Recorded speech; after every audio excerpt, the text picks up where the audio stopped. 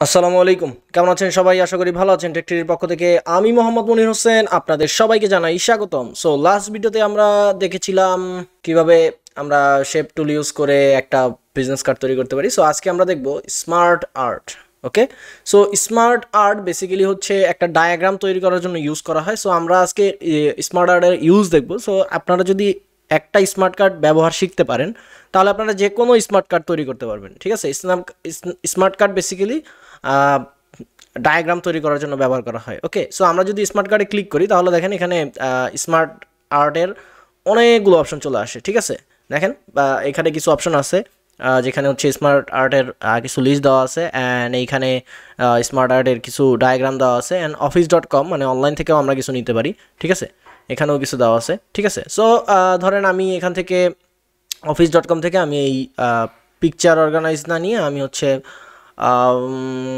হায়ারকিতে যাই। হায়ারকি থেকে আমি এইটা নিলাম, এটা নিয়ে আমি ওকে করলাম organisation chart. So organisation chart click করার সাথে সাথে দেখেন আমার কাছে এইরকম দুইটা অপশন চলে আসছে।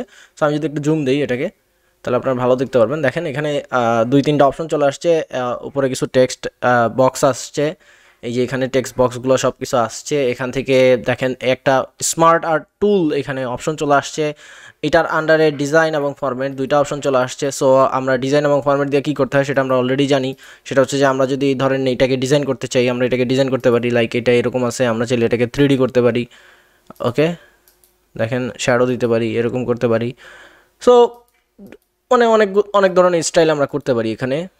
আবার আমরা নিজেরা কাস্টমাইজ করতে পারি যদি আমরা চাই। ঠিক আছে, সো এভাবে করে আমরা আমাদের যেই ইগুলো আছে স্মার্ট আর্টগুলো আছে এগুলোকে আমরা কাস্টমাইজ করতে পারি। আমরা এখানে কালার চেঞ্জ করতে পারি, তাই এরকম করে দিলাম কালার। ওকে, সো বেসিক্যালি স্মার্ট আর্ট ডায়াগ্রামগুলো কীভাবে তৈরি করা হয় আমরা যদি একটু বলি, যে ধরেন এইখানে হচ্ছে আমাদের বস থাকে। সো ফার্স্ট অফ অল যার ক্যাটাগরি সে হচ্ছে বস, বসের আন্ডারে যে থাকে সে হচ্ছে চেয়ারম্যান, আমরা ধরি চেয়ারম্যান। ওকে, সো চেয়ারম্যান থাকলো। চেয়ারম্যানের আন্ডারে ধরেন যে আমি চাইতেছি এইখানে দেখেন এখানে চেয়ারম্যানের বসের আন্ডারে আমি চাইতেছি চেয়ারম্যানও থাকবে এবং একজন ভিলেনও থাকবে। ঠিক আছে, সো চেয়ারম্যানের আন্ডারে আমি দুইজন মানে সরি বসের আন্ডারে একজন চেয়ারম্যান থাকবে, একজন ভিলেন থাকবে। সো চেয়ারম্যান আর ভিলেনকে একসাথে আনতে হবে, কিন্তু আমার এখানে একটাই অপশন আছে। সো আমি যেটা করতে পারি, আমি এই চেয়ারম্যানটাকে ডিলিট করে দিতে পারি। সো ডিলিট করার জন্য কী করবো, আমরা চেয়ারম্যানটাকে সিলেক্ট করব। ওকে, সো সিলেক্ট করার পরে আমরা এখান থেকে ডিলিট প্রেস করতে পারি, তাহলে দেখেন চলে গেল। এখানে দুইটা অপশন আছে। সো আমি এখান থেকে এই একটা টেক্সট সিলেক্ট করলাম অ্যান্ড ডিলিট দিলাম, তার মানে বসের আন্ডারে এখন দুইটা টেবিল চলে আসলো। সো আমি প্রথমে লিখলাম চেয়ারম্যান অ্যান্ড সেকেন্ড হচ্ছে ভিলেন। ওকে, আচ্ছা ভিলেন বানাম ভুল হয়েছে, যাই হোক।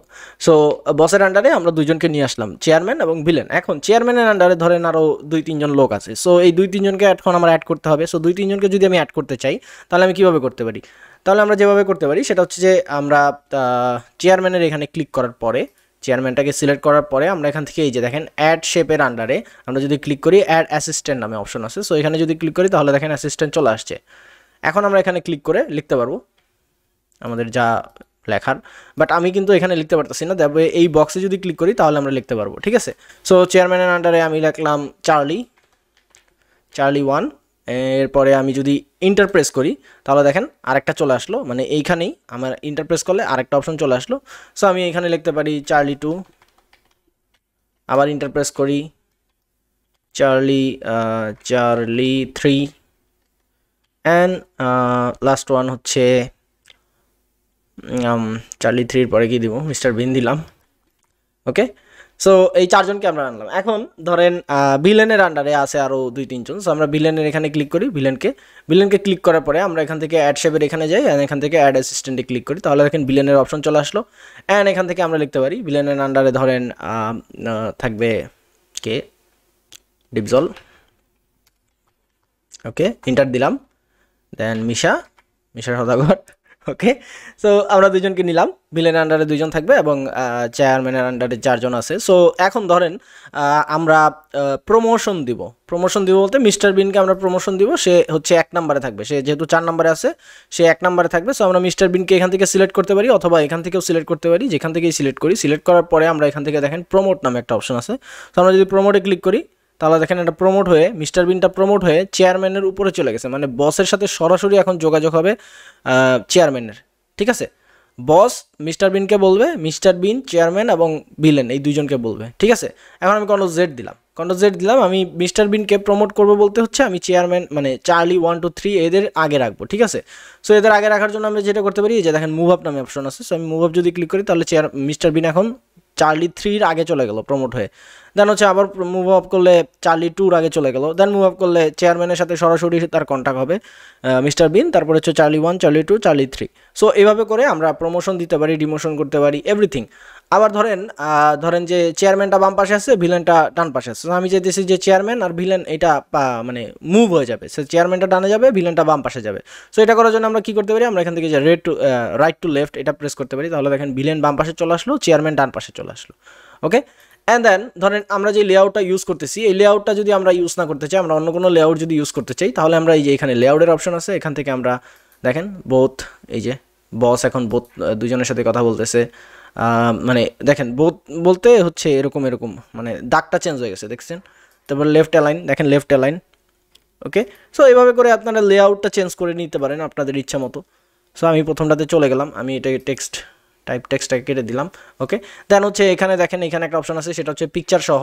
এটা যদি আপনারা দেন তাহলে এখানে পিকচার অ্যাড করতে পারবেন, পিকচার অ্যাড করে দিতে পারবেন, কার কি মানে চেহারা সেগুলো অ্যাড করতে পারবেন এখান থেকে। দেন এই একটা লেআউট আছে যেখানে হচ্ছে আপনারা টাইটেল দিয়ে দিতে পারবেন।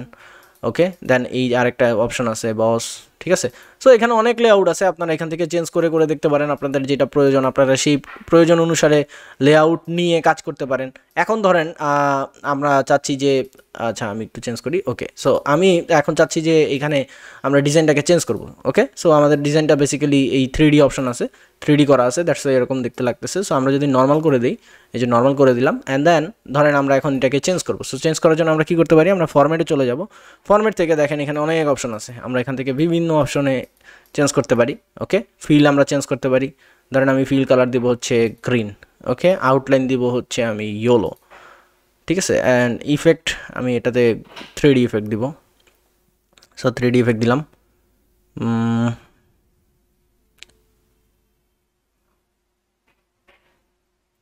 আচ্ছা আমি বেভেল দিই, বেভেল থেকে আমি এটাকে বস, এই যে বস। ওকে, সো এভাবে করে আপনারা ইচ্ছা মতো এই এডিট করতে পারেন, ইচ্ছা মতো ডিজাইন করতে পারেন।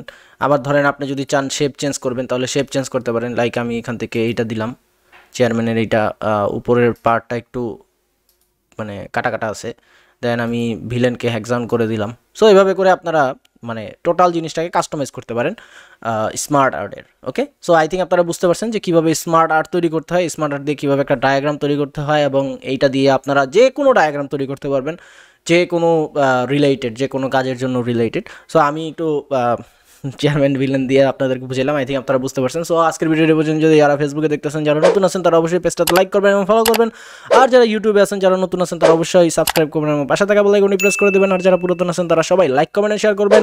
নেক্সট ভিডিওতে দেখা হবে, ততদিন পর্যন্ত সবাই ভালো থাকুন, সুস্থ থাকুন, আল্লাহ হাফেজ, আসসালামু আলাইকুম।